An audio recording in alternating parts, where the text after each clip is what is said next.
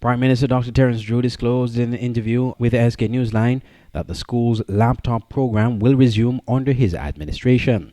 He said the plan is to start with fifth formers and eventually include primary school students. In terms of the laptop program, we have also started to move to put the laptop program back in place. Why? Because we want our students to have access to technology so that as they educate themselves, they are left behind. They can compete, as we said before, with those in China, India, and across the world, Western Europe, and so forth. Even though we are small, we believe we can educate our people to compete anywhere in the world. And these are primary school students that will be getting laptops? So we're going to start with the high schoolers. As we phase it back in. Those in fifth form right now, we're going to do CXC. And as we go along, we start phasing it in.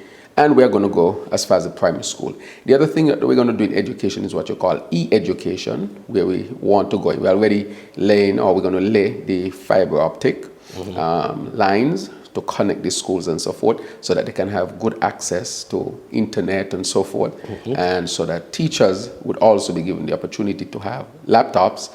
And so we want to introduce smart boards and so that we can really take the education to the next level. So we are going to be investing in education as well. The one-to-one laptop program was discontinued by the previous administration as they argued it was not properly administered and that the laptops were mishandled by the students. However, Prime Minister Drew pushed back against such arguments. Well, I cannot say that most of the time it was not being used for schoolwork. That might have been said to justify ending the program. But like any other new program, it was not a perfect program, but it was a good program. Right. So all that needed to be done was to, where there were issues, you could fix them, but you shouldn't just throw out the whole program. So we have picked up that there would have been issues. And when the program is reintroduced, there will be, of course, a plan to deal with those issues. But also, new issues will arise.